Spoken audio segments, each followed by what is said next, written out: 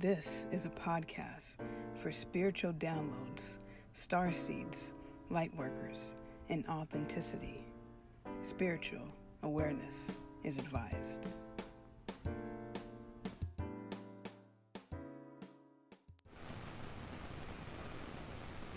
Welcome to the 1111 Synchronized Podcast, or just podcast. Let's all join with a deep breath in and a deep breath out. May the 4th be with you. May the 4th be with you. That is a Star Wars reference, but it's very reminiscent to the Legend of the Phoenix.